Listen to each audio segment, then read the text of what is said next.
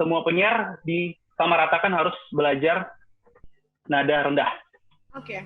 Kalau emang belum bisa suara diafragma dan belum dapat ngomong dalam waktu 30 menit tanpa berhenti, nggak pakai lelah, ya, harus pakai nada rendah dulu. Jadi siaran awal tuh pakai tag vokal di ruang produksi itu pakai nada rendah.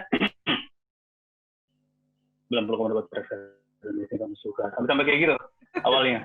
Sampai kita terbiasa dengan nada rendah. Mungkin secara biologis akan terbuka rongga-rongga yang ada di lambung, terus akan membuka ruang yang lebih luas, sehingga ketika kita berada di nada terendah dan kita sudah terbiasa, kita bisa naikkan nada sampai ke nada tengah.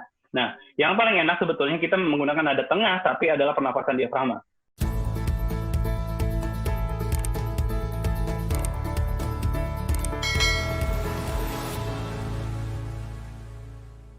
Halo semua, selamat datang di video belajar public speaking bersama Diah Dikara Speaking Class.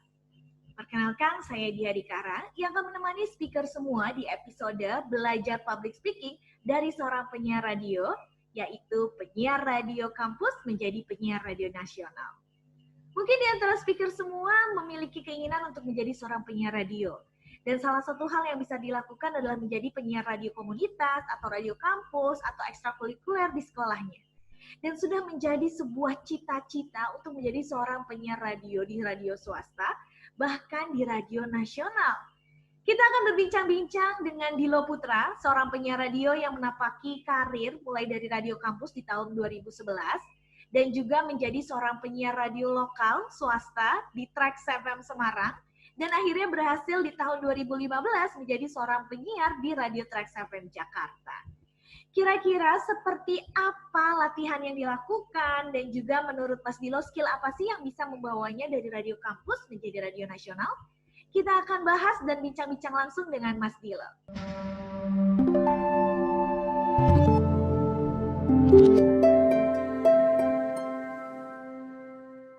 Oke, sekarang kita sudah bersama Dilo Putra, salah seorang penyiar radio nih yang tadi udah aku ceritain.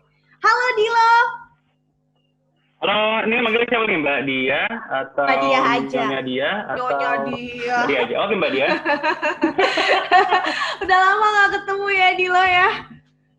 Iya, lama banget nih, Mbak. Ada banget. mungkin baru 2 jam kita nggak ketemu ya. udah 10 abad kayaknya, 10 abad sih. Oke, Iya. Dilo, aku penasaran banget nih. Kan dulu pertama kali kita ketemu itu waktu aku ngisi di acara One Day Training kan. Terus kamu salah satu peserta yang terpilih jadi penyiar di Radio Pro Alma. Ingat gak sih? Jadi aku... Enggak, Mbak. Jadi aku bukan Radio Pro Alma dulu. Radio apa? Radio di Politeknik Negeri Semarang, bukan di Undip. Salah, itu ngundang dia mah. Bener, di Undip, tahu. Orang waktu itu ingat, tapi gantengan Dilo yang dulu sih. Iya, nggak usah nanya. Dulu masih banyak gebetannya, sekarang cuma 1 gebetannya. Iya, dulu kan Dilo gabung di Radio Kampus Undip, Pro Alma, terus sampai akhirnya di Trax FM Semarang, terus di Trax FM Jakarta. Itu gimana sih ceritanya bisa sampai berjenjang karirnya kayak gitu? Boleh nggak di-share sama speaker semua nih? Serius loh ini. Manggilnya apa? Speakers ya? Manggilnya speakers ya? Speakers. Ya. Ini audiensnya yang suka bercanda atau audiensnya yang serius mendengarkan sebuah seminar, workshop gitu? Tipikalnya seperti apa nih? Ini pokoknya speakersnya ini kira-kira mahasiswa pelajar yang lagi pengen belajar. Oh gitu. Gitu. Santai aja kita ngobrolnya. Kalau sebetulnya kita melihat, ya kalau aku sendiri ngelihat pengalamanku pribadi, sebetulnya itu yang ngalir aja, yang ngalir. Tanpa direncanakan, ngalir aja, ikut pelatihan One Day Training waktu itu di Pro Alma aja, sebenarnya cuma gara-gara pengen latihan public speaking, karena waktu itu background-nya masih ikutan organisasi, ya kan? Dulu masih ikut organisasi senat di kampus, terus kayaknya butuh nih public speaking, ya kan? Butuh pengalaman buat ngomong di depan umum. Nah, ikutanlah waktu itu, terus terpilihlah jadi peserta yang direkomendasikan buat jadi penyiar, ya kan? Waktu itu 1 kali seumur hidup pengalaman deg-degan berbicara di depan umum waktu take vokal. Ada itunya nggak salah, ada itunya, ada skripnya kok nggak salah, ada skripnya. Ada skripnya, jadi waktu itu pas lagi one day training itu sama Mbak Dia itu, ada skripnya, terus disuruh baca skripnya, kita suruh satu maju persatu ya? yang pengen jadi, suruh maju, deg-degan ya. Suruh maju, itu ada naskah, terus suruh maju, terus Dilo suruh maju, ada beberapa, kayaknya ada beberapa juga, selain Dilo kan ada yang dipilih juga jadi penyiar ya waktu itu. Siapa sih aku lupa. Waktu itu ada Imam Dwi Pramono, dipanggilnya siapa ya penyiarnya? Nama siarannya siapa ya? Lupa. Pokoknya kalau udah masuk di Pro Alma tuh namanya berubah jadi lebih bagus aja. Iya, aku berubah jadi siapa coba? Tambah seksi coba. Namaku siapa waktu itu? Kalau nggak salah Dela ya, bukan ya? Bukan dong. Coba. Bukan ya? Kayak penyanyi Malaysia, coba. Udah. Dulu aku waktu masih di Pro Alma nih, speaker namanya tuh Siti. Kalau Dilo kayaknya tetap Dilo ya, Dil? Iya. Kebetulan emang namanya asing. Aduh, ada chatting ini. Iya. Namanya asing banget, terus ya akhirnya disuruh, ya udah pakai nama itu aja, cuman belakangnya dibagus-bagusin, karena belakangnya Dilo Agus Diputra, terus digabung jadi Augusta. Gitu. Ya udah masuk nih. Jadi penyiar, ya udah nggak butuh waktu lama buat training dan adaptasi, langsung tandem dan siaran. Itu awal menjadi seorang entertainer waktu itu. First time. Belum pernah sama sekali masuk radio manapun, belum ada pengalaman masuk radio di Jakarta, waktu SMA di Jakarta itu belum pernah juga. Terus kuliah di Undip ya nggak pernah ada pengalaman entertain juga. Menghibur orang yang menghibur apaan? Emang saya pria penghibur? Bukan. Tapi ya udah cuma gara-gara modal pengen ikutan public speaking aja, ya udah akhirnya ikutan dan akhirnya tercemplung lah masuk dunia entertain.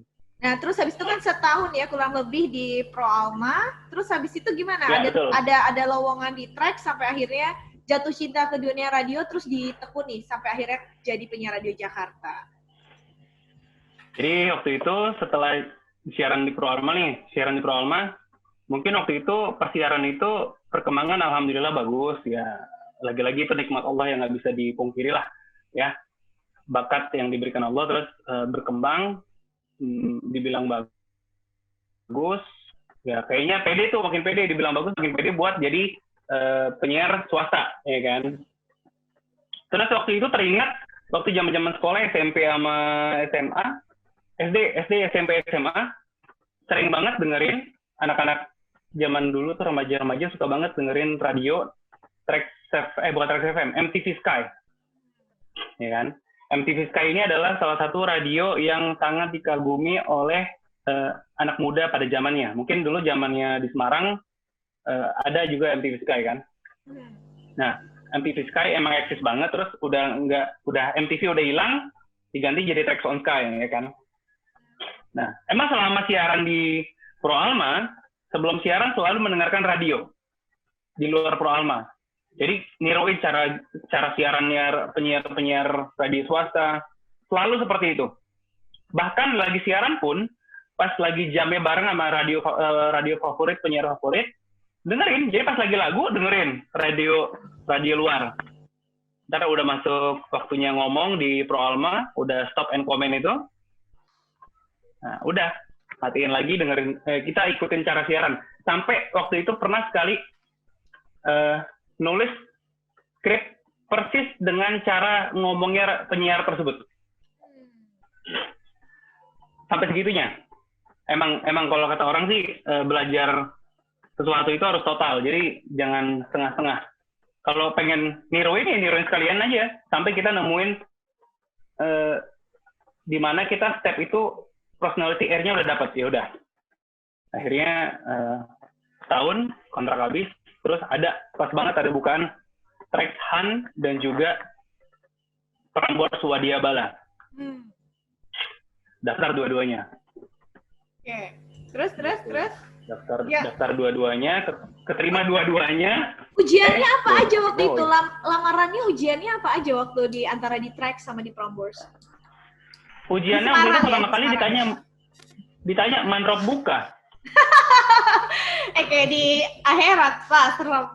Oh, jangan. Ntar dulu, amit-amit. Iya, dong, amit-amit.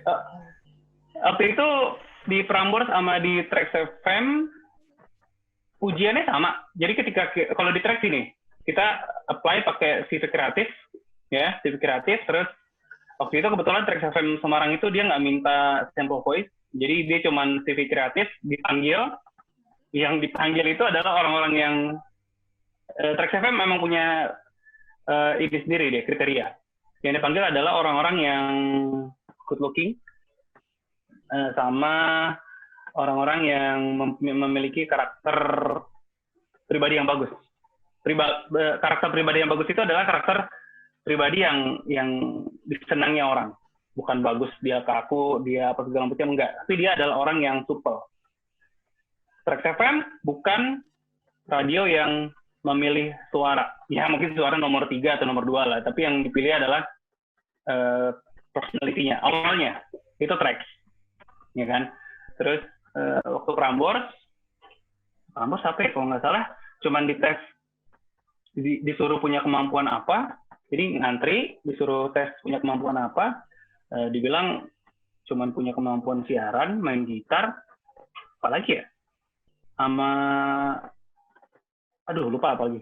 Ya udah, dia cuman diajak ngobrol wawancara doang, terus disuruh siaran sambil sambil duduk di ruangan meetingnya kalau nggak salah.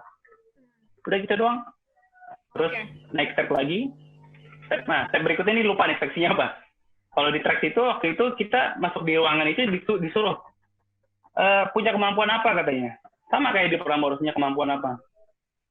Coba kamu berakting sebagai MC di acara dangdutan. Itu salah satu contohnya. Jadi kalau Trax itu Trax lebih out of the box. Dia lebih emang nyari orang yang gila gitu, yang emang orang gila, nyata orang gila nyata yang masih bisa diajak berlogika.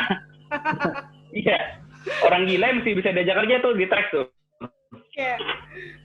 Ya udah akhirnya sampai pada tahap akhir lolos semua, disuruh milih.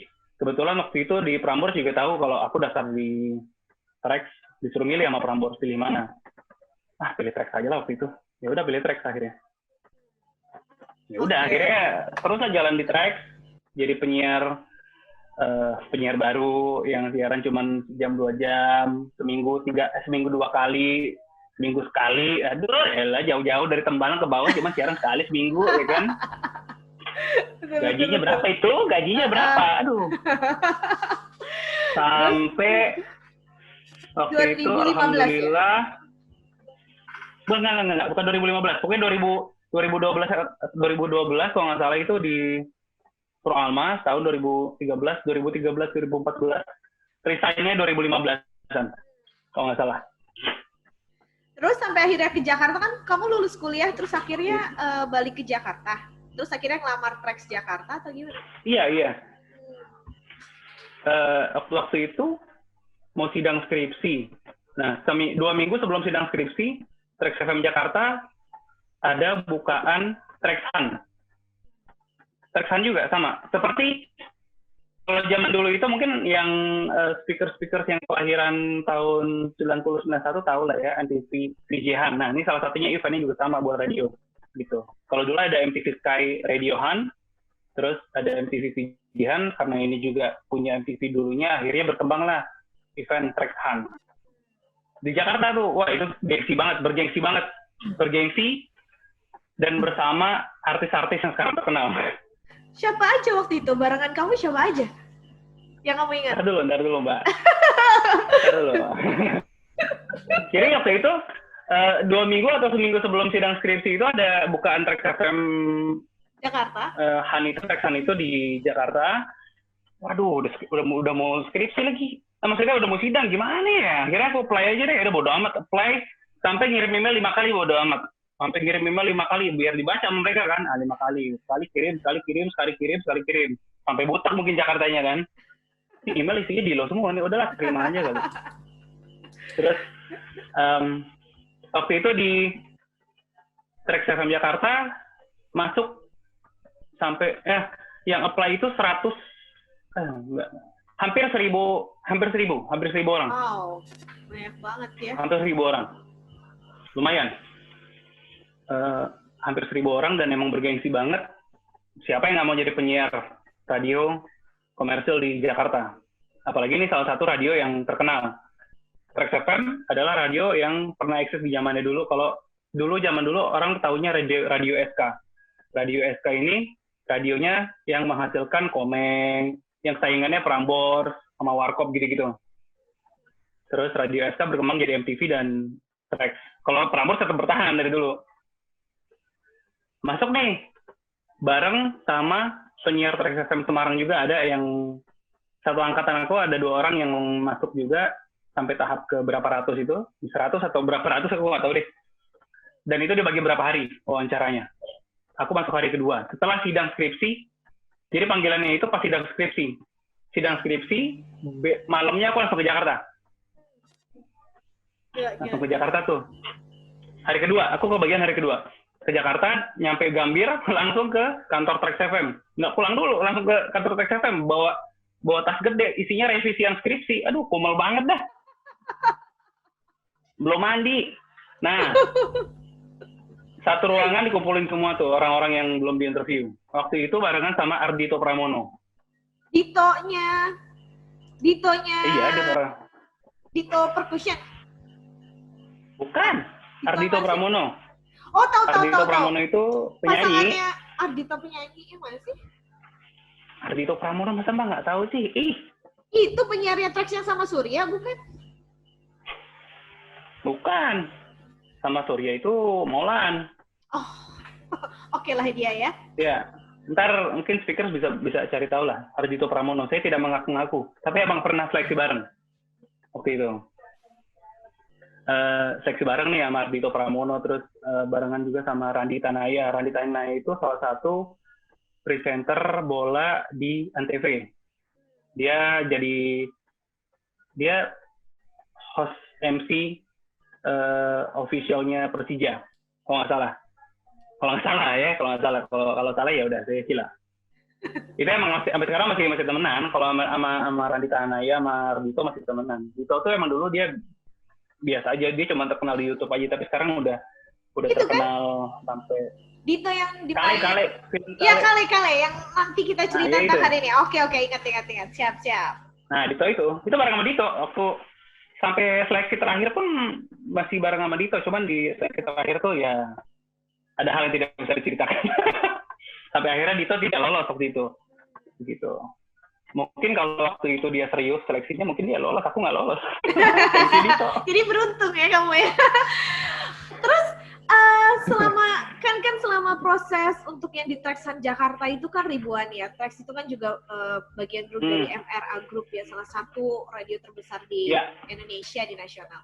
Nah, sebelum sampai keterima, training apa yang menurut kamu tuh yang bisa membawa kamu sampai bisa ke Jakarta? Kan pasti di Pro Alma di training, di Trax FM di training gitu kan. Menurut kamu training yang sampai bisa membawa kamu ke radio nasional apa waktu itu? Pembelajaran apa, latihan apa yang kamu lakukan? Pertama yang bisa ngebuat aku sampai ke radio nasional tuh Allah Subhanahu Wa Taala. Pertama ya. Ya, keyakinan kita akan tujuan kita dan kita serahkan kepada Yang Maha Kuasa. Itu paling penting tuh, ya. Jadi untuk para speaker dan entertainer paling bohong kalau kita nggak berserah diri ke Yang Maha Kuasa. Percuma, karena percuma skill yang kita punya, percuma pengalaman yang kita punya, tapi kalau kita nggak berserah itu hilang semuanya. Gitu.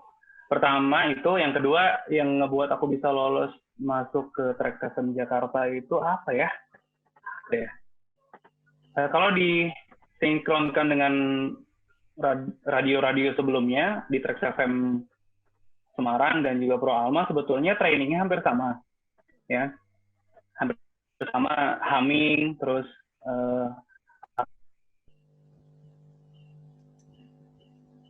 pembentukan suara, ya, suara apa sih, sampai lupa, suara perut apa sih?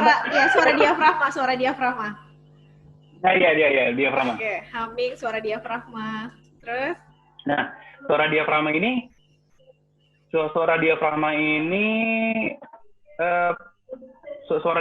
tuh baru benar-benar kebentuk suaranya itu waktu di Trax FM Semarang. Sebelumnya itu masih neken banget. Dan karakter suaranya itu beda banget sama suara gue yang sekarang. Jadi waktu di Trax FM Semarang tuh emang digojlok banget sampai kita dapetin suara diafragma yang dimana awalnya ya semua penyiar disamaratakan harus belajar nada rendah. Oke. Kalau emang belum bisa suara diafragma dan belum dapat ngomong dalam waktu 30 menit tanpa berhenti, nggak pakai lelah, ya, harus pakai nada rendah dulu. Jadi siaran awal tuh pakai tag vokal di ruang produksi itu pakai nada rendah. 90,2% kamu suka. Sampai kayak gitu awalnya. Sampai kita terbiasa dengan nada rendah. Mungkin secara biologis akan terbuka rongga-rongga yang ada di lambung, terus akan membuka ruang yang lebih luas, sehingga ketika kita berada di nada terendah dan kita sudah terbiasa, kita bisa naikkan nada sampai ke nada tengah. Nah, yang paling enak sebetulnya kita menggunakan nada tengah, tapi adalah pernapasan diafragma. Mungkin Mbak Dia lebih tahu lah.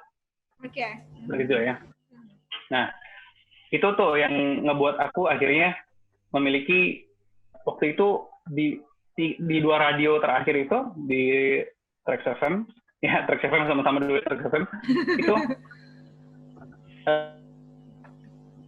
adalah apa ya, salah satu penyiar yang memiliki kekhasan dari suara. Nah, dibilang apa ya, radio voice. Ya, radio voice lah. Pokoknya radio voice-nya khas aja suaranya. Ketika udah open mic, suaranya itu emang radio voice gitu loh. Ya, anugerah lagi-lagi itu anugerah. Iya, betul. Emang udah radio voice dari dulu. Jadi kalau udah masuk filter suaranya enak. Udah gitu aja.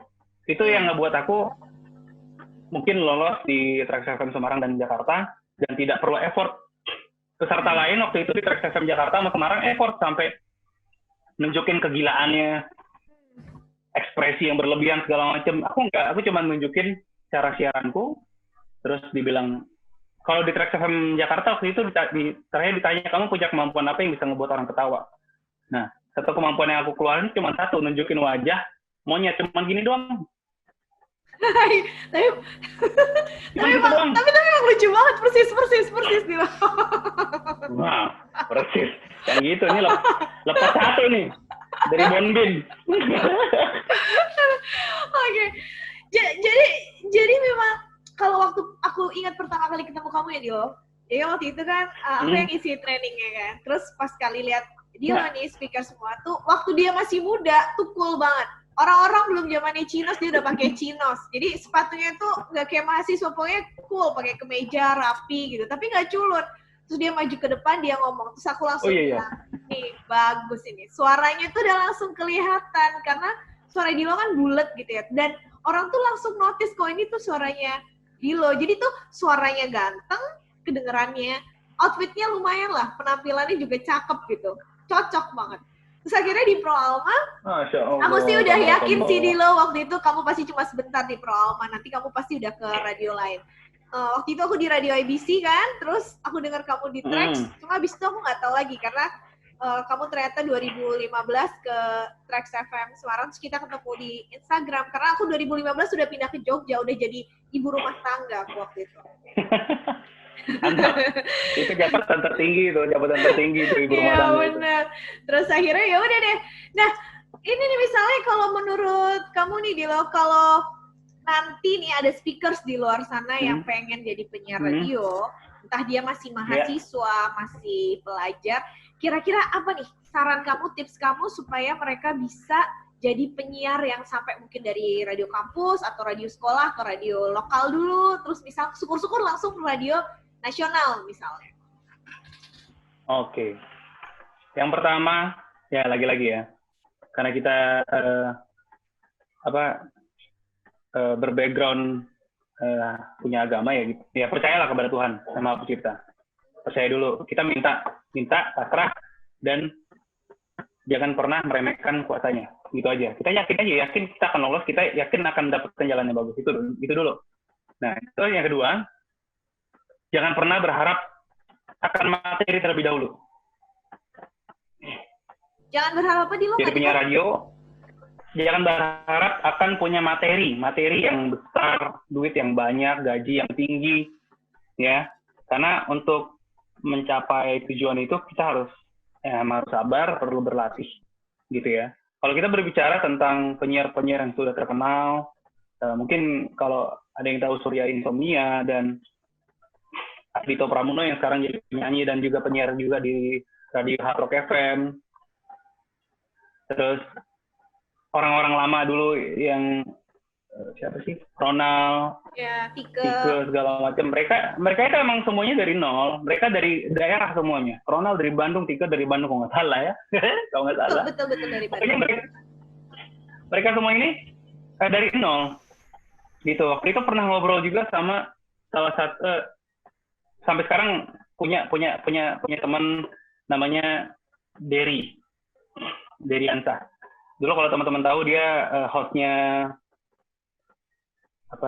Planet Remaja dan mantan penyiar Trax FM dulu di Morning Zone.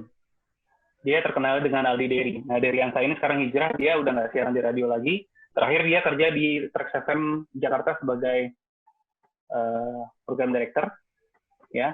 Dan dia menunjukin kalau siaran itu harus niat, gitu. Dan teman-teman sekitarku siaran harus niat, sampai seniat apapun.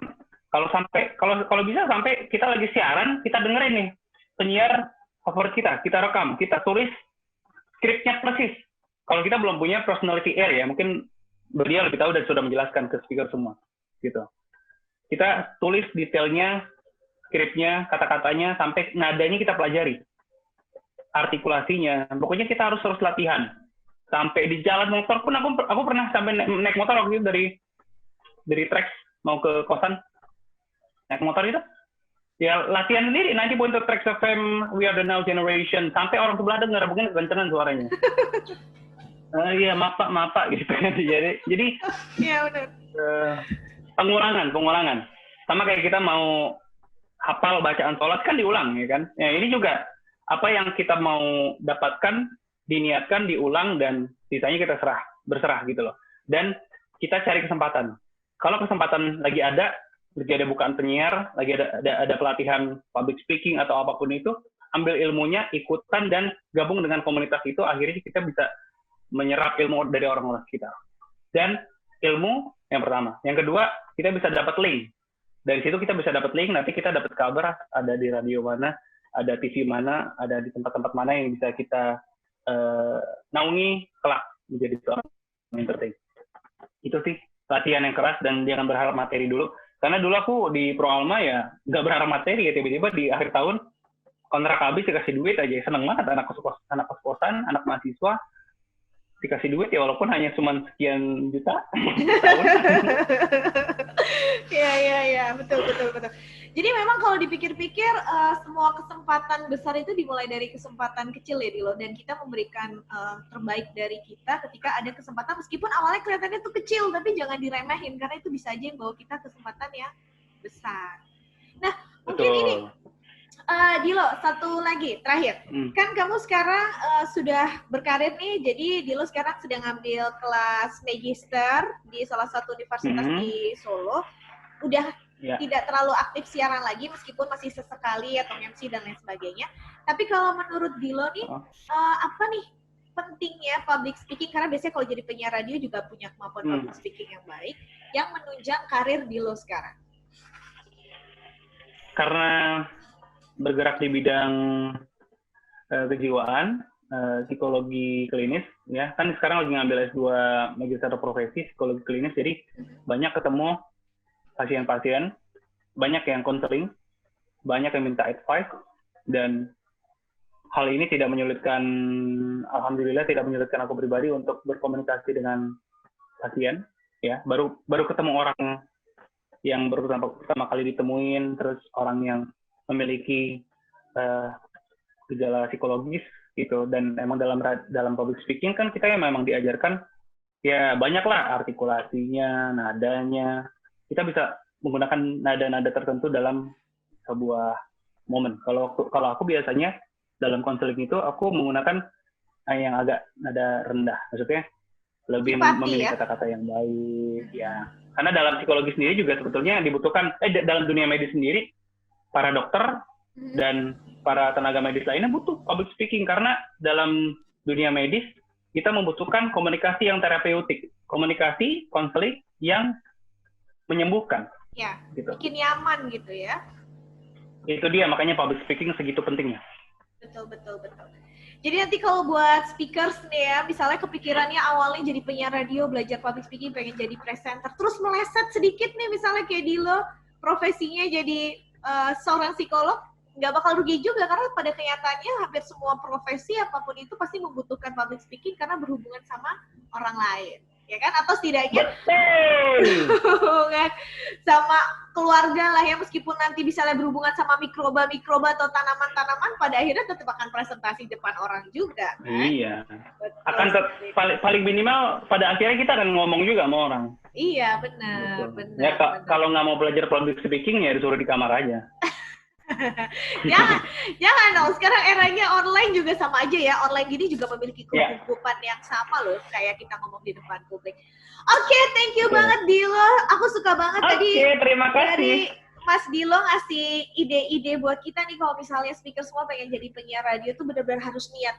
Aku nggak tahu loh Dilo kalau kamu work hard segitunya sampai kayak latihan, dengerin penyiar lain, nyatetin. Kalau aku dulu latihan, aku rekam, aku dengerin. Latihan, aku rekam, aku dengerin ya, gitu ya. Kamu sampai benar-benar melakukan ATM ya, amati, tiru, modifikasi. Sampai akhirnya terbentuk iya. Teorinya keluar, Bu dosen. jadi kalau misalnya speakers tadi Dilo menyebutkan ada air personality, itu bisa dibilang kayak kepribadian seseorang yang didengarkan lewat suara. Kan kalau ada visualnya kelihatan gini ya, dari mukanya, dari apa segala macam. Nah, kalau siaran radio itu di udara, maka kita nyebutnya air. Udara. Sama satu lagi Mbak. Waktu itu aku dapat saran dari salah satu penyiar di Trax FM Jakarta. Ini sampai sekarang terngiang dan aku selalu lakukan. Ya, namanya Lilian Enji. Jadi Mbak Enji ini waktu itu ngasih advice buat penyiar baru. Itu aku masih jadi penyiar baru. Penyiar baru jangan stres, penyiar baru jangan bingung, ya. Dan jangan pernah jadi orang lain ketika siaran di radio. Ini nggak tahu ya berlaku di radio lain atau enggak, ya.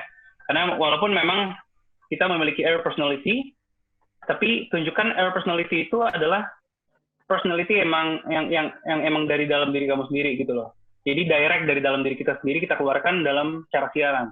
Gitu. Kalau aku zaman dulu emang cuawaan asal ceplos aja dan ya dulu terkenalnya agak menjurus agak ada dikit-dikit ke porno.